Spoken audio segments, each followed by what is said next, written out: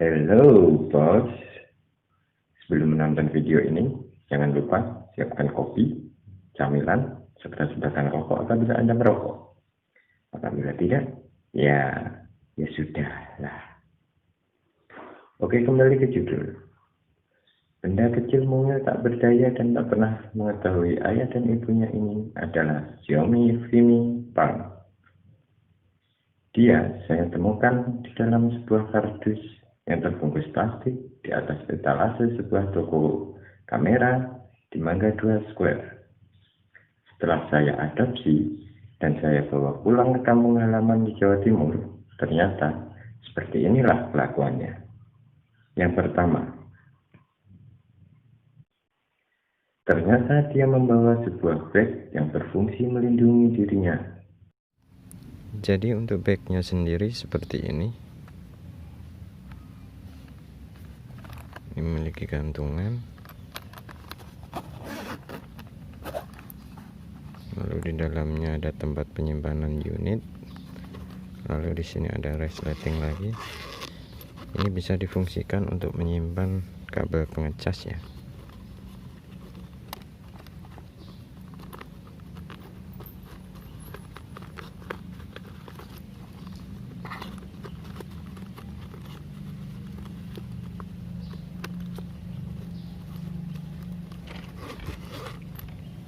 Seperti ini.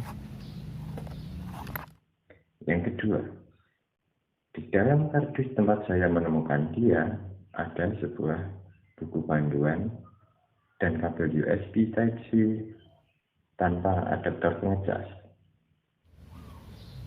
Lalu ini kotak penyimpanan seperti ini. Ini ada buku manual.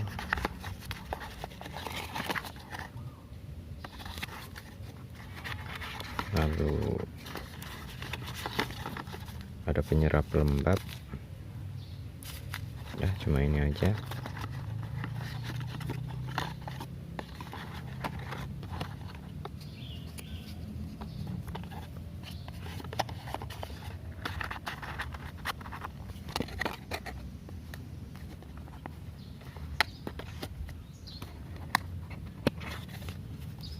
Yang ketiga, dia membawa sebuah kotak hitam yang berisikan 4 anti gores. Seperti ini kotaknya. Ini kemarin isinya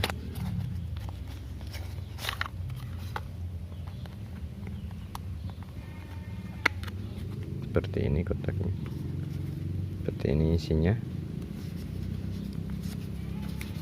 Ada stiker. Entah ini ditaruh di mana stikernya.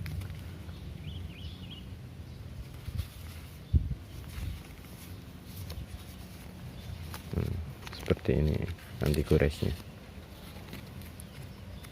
Ini tinggal 2 di sini. Ini untuk di LCD.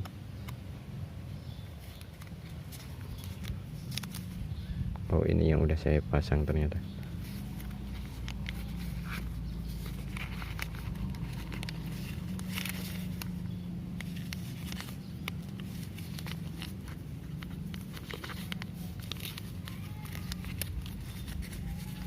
Nah, ini seperti ini anti goresnya. Jadi ada 4, 2 untuk kaca di kamera dan 2 untuk di LCD. Ini kemarin yang 2 udah saya pasang, tinggal 2 ini. Yang keempat, dia membawa mikrofon yang dilengkapi adaptor jack tipe 3,5. Ya, meskipun untuk menggunakannya masih perlu adaptor lagi, yaitu adaptor tipe C. Lalu ini mikrofonnya. Jadi ini masih pakai jack tipe 3,5 ya. Jadi untuk nyambungin ke unit itu di sini masih ada lagi. Masih ada adaptor lagi. Seperti ini gambarnya.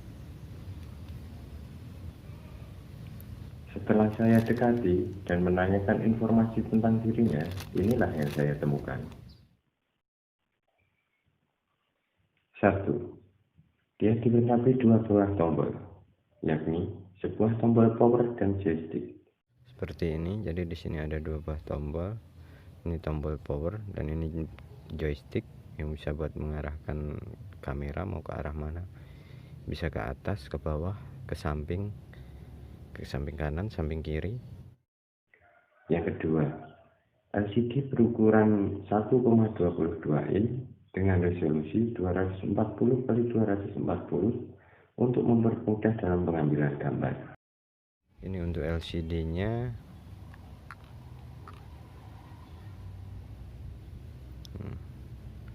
Jadi ini memudahkan untuk pengambilan gambar ataupun video. Yang ketiga, sebuah pelindung gimbal agar aman saat ditaruh di dalam saku. Ini ada pengaman. Pengaman ini buat pengaman kalau dimasukkan ke dalam kantong. Tapi sebenarnya masih kurang sih rasanya kalau yang seperti ini. Ya kalau yang udah full sama body-bodinya itu masukkan ke saku itu rasanya tenang gitu. Kalau yang ini soalnya masih bisa kayak gerak-gerak dikit ini. Yang keempat, slot memori micro SD yang diklaim mampu menampung hingga 128 GB. Dan di sini ada slot memori. Slot memori ini diklaim mampu bisa sampai 128 GB ya. Tapi ini saya cuma pakai yang 32. Kemarin saya beli di marketplace itu memori SanDisk yang 64, yang SanDisk Ultra ya, Ultra yang warna merah itu, yang katanya kecepatannya bisa 100 Mbps. Saya pasang di sini itu enggak support. Dia kayak keluar tampilan yang kalau memori kecepatannya memori itu masih kurang. Jadi ya udah, ini saya pakai yang lama. Yang kelima, tempat memasang gantungan. Mungkin jika ingin menggantung mantan, ya itu terserah Anda. Ini ada lubang nih yang saya bilang tadi. Kalau yang mau buat kasih gantungan buat mantannya, tinggal cari tali tambang ya kan, lalu diikat.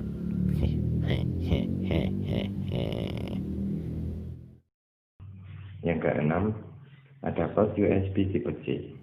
Jadi untuk mengecas sama nanti untuk adaptor yang buat mikrofon itu dia tancapkan di sini juga. Saat saya nyalakan, seperti inilah kemampuannya. Ada fitur video. Jika Anda slide ke kanan, maka akan masuk mode slow-mo, time-lapse, panorama, dan foto. Jadi seperti ini ya. Kalau di slide ke kanan, dia akan masuk ke menu slow-mo, kemudian time-lapse, kemudian panorama, dan yang terakhir adalah foto. Slide lagi, maka masuk ke menu video lagi. Kembali ke menu standby. Jika dalam posisi standby seperti ini, kita slide ke bawah, itu akan masuk pada menu settingan gimbal. Settingan gimbal ini ada FPV, lalu pitch lock, ada gimbal lock, dan ada fitur follow. Lalu geser ke kanan, ini ada settingan sudut pengambilan gambar ataupun video. Ini ada Nero. Nero ini gambarnya lebih dekat ya. Kemudian ada super scope. Super scope ini gambarnya lebar. Kemudian ada ultra wide. Ultra wide ini dia agak menjauh itu. Kemudian geser lagi, ada settingan kamera. Settingan kamera ini meliputi format foto, lalu metering mode. Metering mode ini ada 3 pilihan, kemudian ada video output, NTSC ataupun PAL. Buat kalian kalau yang tidak tahu apa itu PAL ataupun NTSC, ini adalah satuan standar ya, satuan standar internasional ataupun nasional. Kalau yang untuk Indonesia sendiri dia memakai PAL ini, dan NTSC itu untuk luar, bisa dibilang kayak SNI semacam itulah. Kemudian video codec ini ada H264 atau HEVC atau biasa dianu H265. Ini kalau untuk kalian ya, untuk kalian kalau yang mengedit di komputer dan mau kualitas video tetap bagus tapi tidak terlalu memakan memori, itu bagusnya ya HEVC. Jadi kalau yang H264 ini apa ya, itu biasanya kalau kalian ngedit pakai HP, kalau kalian pakai KineMaster,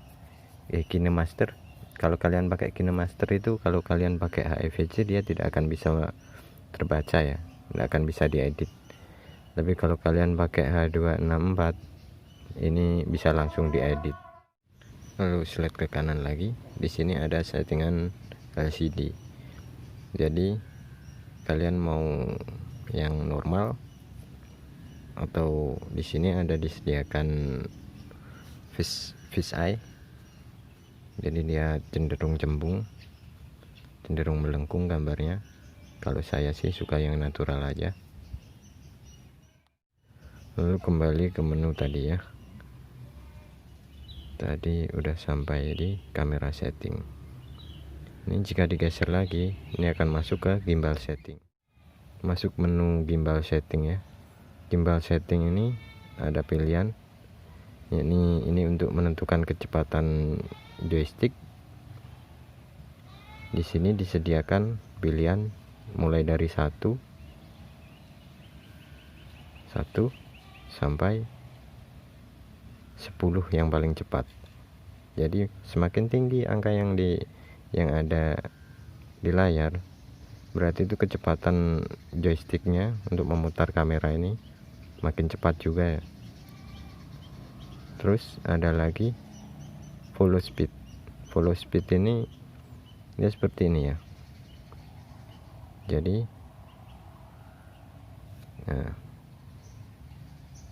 follow speed itu seperti ini. Jadi kecepatan kamera mengikuti pergerakan body. Makin tinggi angkanya, makin cepat juga kecepatan kamera mengikuti body. Kemudian selanjutnya ada sistem setting ya. Sistem setting ini dia untuk apa? Untuk men-setting yang pertama seperti ini contohnya. Kalau lock screen, ini ada pilihan 1 menit, 5 menit, 10 menit. Dalam 1 menit ini berarti nanti layar ini akan mati. Kalau ditentukan di 5 menit, ya 5 menit akan mati. Tapi ini kurang berguna juga sih. Terus ini ada power off. Power off ini bisa disetting di 5 menit, 10 menit, 20 menit. Nah ini nanti akan langsung mati ya kalau dianu. Jadi jika dipasang di 5 menit seperti ini nanti berarti dalam waktu 5 menit gimbal ini akan mati. Lalu ada beep. Beep ini berfungsi jika difungsikan seperti ini. Dia nanti begitu dipakai buat ngerekam, itu ada awalan suara beep begitu. Terus ini untuk boot mode. Boot mode ini belum saya coba. Di menu standby, jika Anda slide ke bawah yang tadi, settingan yang tadi, Nah, ini jika Anda slide ke kiri, dia akan masuk ke menu ini, lock, wifi, kemudian brightness, lalu display. Nah, ini untuk settingan wifi ada 5,8 dan 2,4. Biasa kalau di HP itu 2,4. Kemudian brightness ini untuk mengatur kecerahan layar.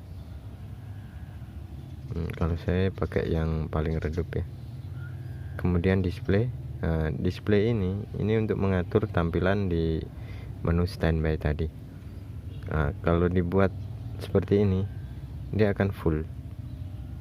Layarnya seperti ini. Tapi kalau dibuat seperti ini, nah, dia akan seperti ini tampilannya. Aduh, kok ngerekam.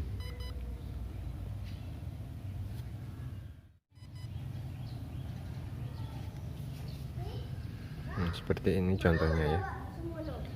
Ini karena kemampuan memori saya kurang bagus, jadi ada pemberitahuan seperti ini, low speed grid SD. Nah, ini kalau dirubah sebenarnya bisa di 4K 30 fps, tapi harus menggunakan settingan HEVC yang tadi, yang output codecnya tadi. Ini adalah fungsi dari tombol joystick. Jika dia ditekan dan ditahan, maka akan muncul menu seperti ini.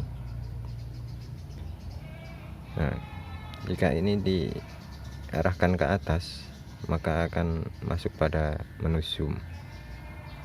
Ini maksimal 3 kali zoom. Lalu ke bawah, kembali lagi ke ukurannya standar. Nah, kalau yang diarahkan ke samping, dia akan masuk ke menu evaluate metering. 1,0, 1,3 atau min 3, ke arah kiri min dan ke arah kanan plus. Kita setting di 0 aja ya. Sebenarnya kalau untuk Vimipam sendiri ini kan dia cenderung lebih gelap ya daripada kayak Osmo ataupun Vayu. Nah, jadi di sini saya gunakan yang 0, yang plus 0,3. Jadi dia tidak terlalu terang, juga tidak terlalu gelap. Untuk kembali ke menu, tekan dan tahan lama. Nah, sampai gambar yang di sini tadi hilang. Oke, jadi mungkin segitu aja dulu. Mungkin untuk fitur-fitur yang lain besok-besok kalau saya ada mood bikin ya saya bikin lagi. Jadi terima kasih untuk perhatiannya. Ini si Vimi yang saya pungut kemarin. Seperti ini barangnya. Oke, terima kasih and see you.